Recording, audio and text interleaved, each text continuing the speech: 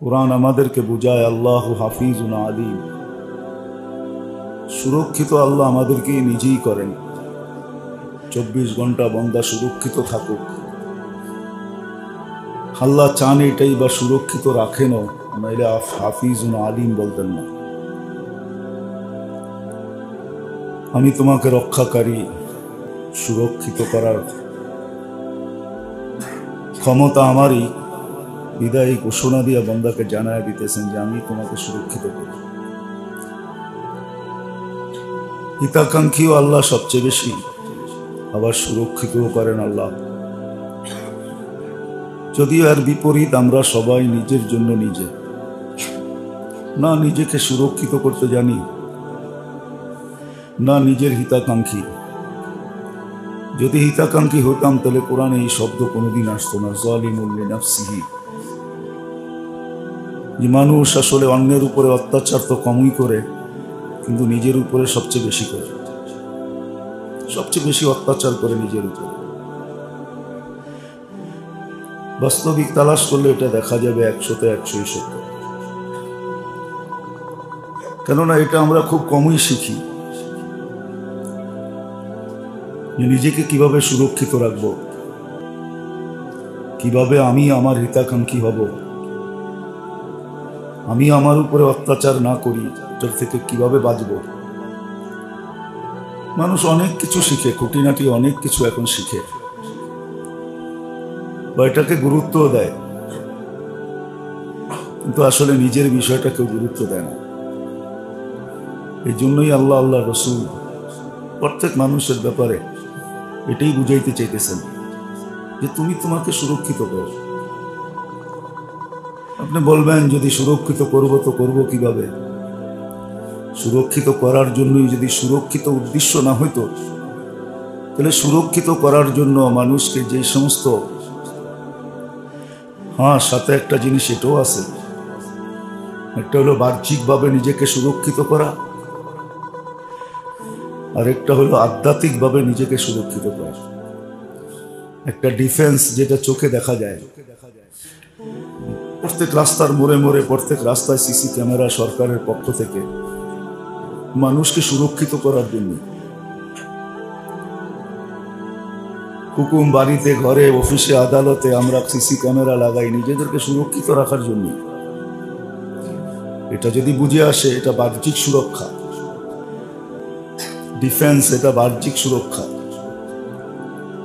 আল্লাহ বান্দাকে বাহ্যিক সুরক্ষার উপরে ছেড়া দেন নাই। আরেকটা সুরক্ষা আছে, নিজেকে সুরক্ষিত করা আছে, যেটা আধ্যাত্মিক ভাবে। শুধু বাহ্যিক হলে মানুষ যে সুরক্ষিত হয় এরকম না। যদি এমনই হতো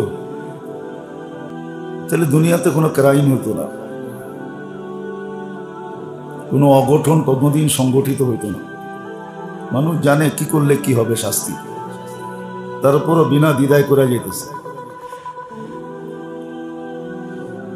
আর একটা সুরক্ষা আছে যেটা আধ্যাত্মিক ভাবে প্রত্যেক ব্যক্তি নিজেকে নিজে করতে হয়।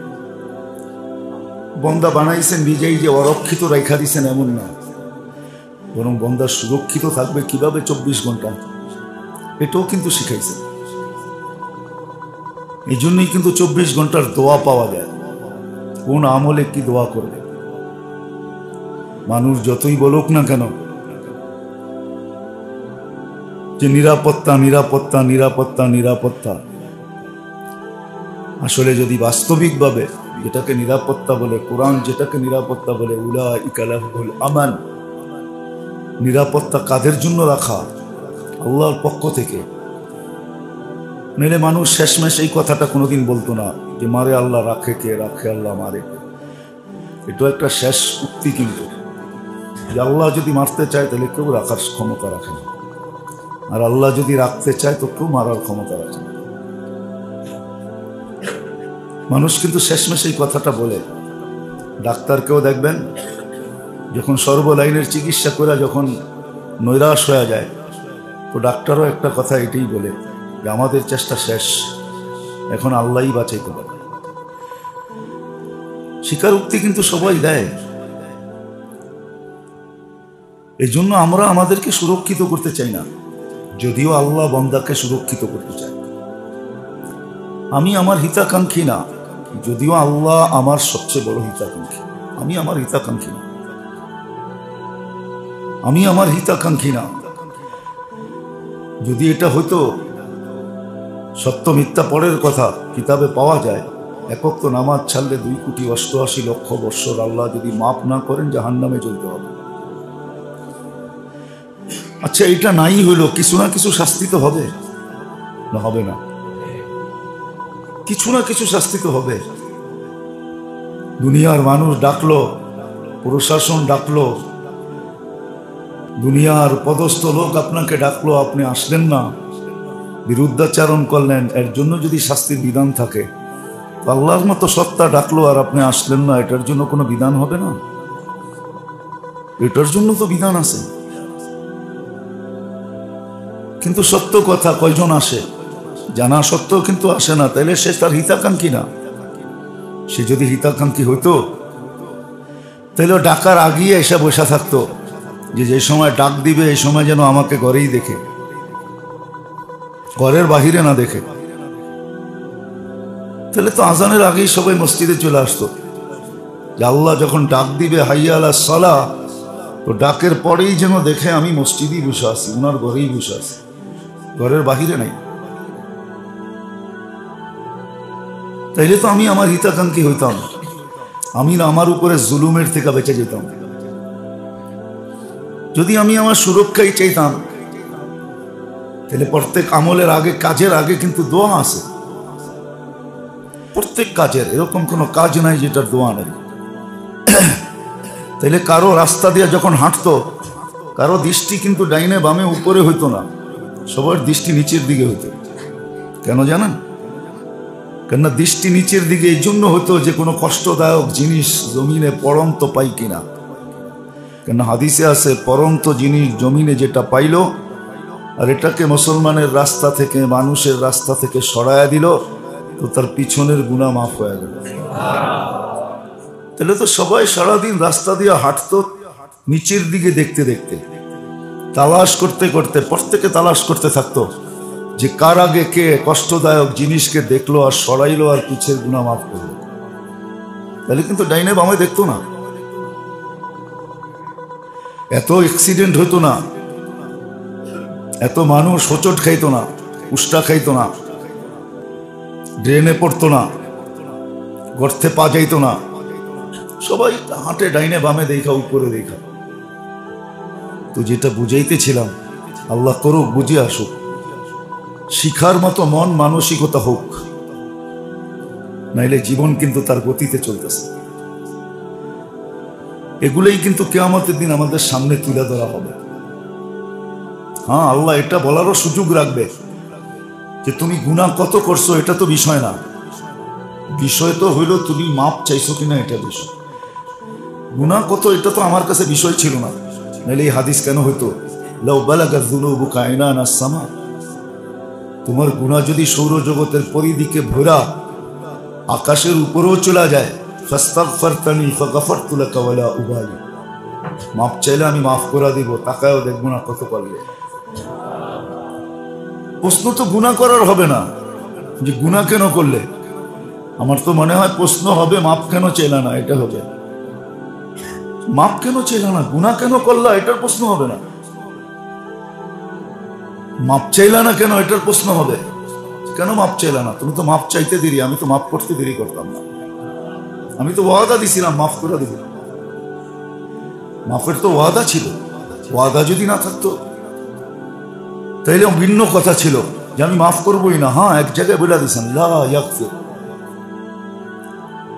আন ইউশরিকা বি ওয়া ইয়াগফিরু মা দুনা যালিকা লিমান ইয়াশা। হ্যাঁ, শিরক করলে মাফ করব না। যদি আমার সাথে কাউকে সমকক্ষ মনে করো, আমার গুণের, আমার জাতের সমকক্ষ কাউকে মনে করো, আমার গুণের সমকক্ষ কাউকে মনে করো, তাইলে মাফ করবো না। কোনটা করবে না ওইটাও বলে দিছেন। হ্যাঁ, আবার এটাও বলছেন, তওবা করার মতো যদি শিরক থেকে তওবা করতে পারো তাহলে মাফ করো, তাইলেও মাফ করবো। তো যেটা বুঝাইতেছিলাম, নিজেকে সুরক্ষিত করা শেখা উচিত। আজকে তো আমাদের মাথায় একটাই ঢুকছে, যে আমরা টেকনিক দিয়ে নিজেদেরকে সুরক্ষিত করব, প্রযুক্তি দিয়া। আল্লাহ কিন্তু বারবার দেখায়, বারবার মানুষের বিবেকের পর্দা খুলতে চান, কড়াঘাত করেন যে দরজা খোলো, বুঝাইতে চান বোঝো। 2020 কিন্তু করুণা মানুষকে বুঝাই দিয়া গেছে, যে বুঝার সে বোঝা উচিত ছিল। সমস্ত বিদ্বানদের বোঝা উচিত ছিল যে আমাদের বিদ্যা কোথায় চলে গেছিল। ছোট একটা ভাইরাসের সামনে আমরা সবাই জিরো ছিলাম, জিরো। এখন শুনতেছি নতুন নতুন ভেরিয়েন্ট আসতেছে, নতুন নতুন আকৃতি চেঞ্জ করতেছে। এই যে সে চেঞ্জ করতেছে আকৃতি, নতুন নতুন নাম দিতে বাধ্য হইতেছে। আল্লাহ কিন্তু বুঝাইতে চাইতেছে, কিন্তু আসলে কয়জন বুঝি আমরা? না নিজেকে সুরক্ষিত করতে জানি, না নিজের হিতাকাঙ্ক্ষী, না নিজের উপরে নিজে জুলুম করার থেকে বিরত রাখতে পারতেছি। কারণ এটাই, শিক্ষা যখন মানুষের না থাকে, শিক্ষা আছে আমি মানি, শিক্ষিত সবাই, কিন্তু আসলে যেই শিক্ষার দরকার ছিল, যেটাকে আসলে শিক্ষা বলে, প্রশ্ন হলো ওই শিক্ষা কতটুকু আমার ভিতরে আছে, আমি ওটা কতটুকু শিখি। ইচ্ছা করলে তো মাসে একটা শিখলেও বৎসরে 12টা শিখা যায়। 40 বছর হিসাব করলে দেখেন কতগুলা শিখা হয়। এতগুলা তো শিখা হয়, মাসে যদি একটাও শিখে। কিন্তু জানি না উদাসীন এত কেন, এত কেন উদাসীনতা? এই জন্যই তো কিতাবে পাওয়া যায়, কিতাবে পাওয়া যায়। এটা সত্য কথাই, এটা সত্য কথাই যে যেই ব্যক্তি জানে, যেই ব্যক্তি জানে যে আমাকে মরতে হবে, সে প্রস্তুতির থেকে দূরে থাকে তো থাকে কি করে? জানে মরতে হবে, যার কাছ থেকে আসছি তার কাছে যেতে হবে। কবর সত্য, প্রশ্ন উত্তর সত্য, কবরের আযাব সত্য, তো সে উদাসীন থাকে তো থাকে কি করে? যেটাকে আরবি ভাষায় গাফলত বলে, উদাসীন থাকে কি করে? এই জন্য মেরে দোস্ত, সত্য এটাই যে আমি আমার হিতাকাঙ্ক্ষী না, আমি আমাকে সুরক্ষিত করতে চাই না।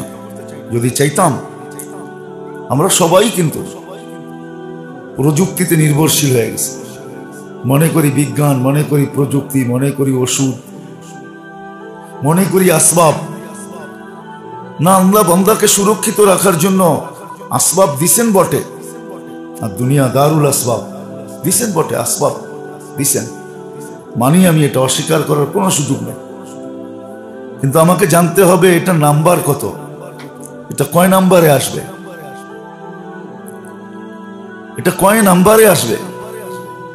বলে ভালোবাসা এটা ভালো জিনিস, কিন্তু স্ত্রীর সাথে যেটা করে ওটা মার সাথে করলে, যেরকম স্ত্রীকে ভালোবাসে ওরকম ওই একই ভালোবাসা মার সাথে হয় না, মারটা ভিন্ন, স্ত্রীরটা ভিন্ন,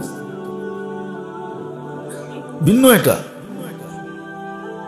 আসবাবের অস্বীকার নেই, বস্তুর অস্বীকার করা যাবে না। বস্তুও তো মানুষ বানায় নাই, আল্লাহই বানাইছে।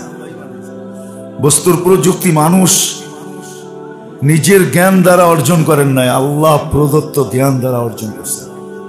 বোঝা গেল এটা আল্লাহই দিয়েছেন, আল্লাহই জানাইছেন যে বস্তু রেখা দিছি, এইভাবে এইভাবে করলে তুমি উপকৃত হতে পারো। কিন্তু শিকার বিষয়, এটা নাম্বার কত, কয় নাম্বারে আসবে? এটা কি প্রথম নাম্বারে আসবে, না দ্বিতীয়, না তৃতীয়? কয় নাম্বারে আসবে?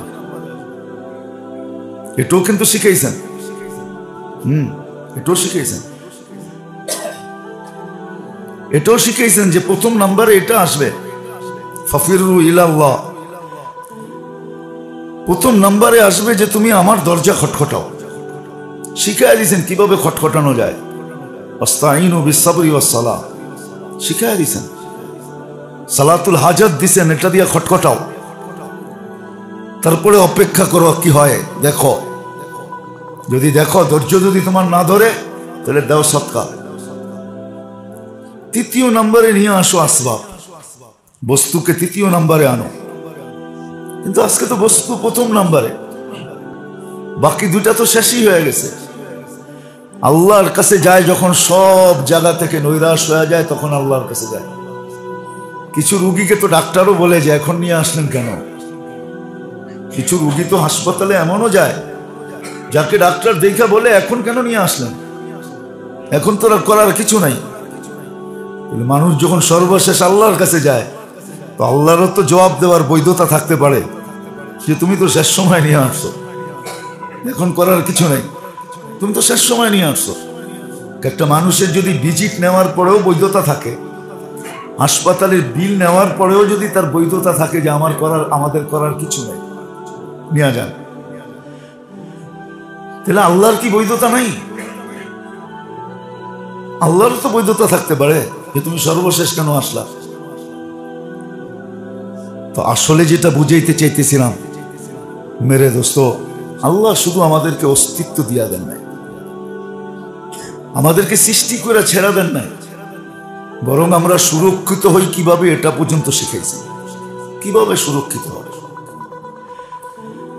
কিভাবে সুরক্ষিত হব,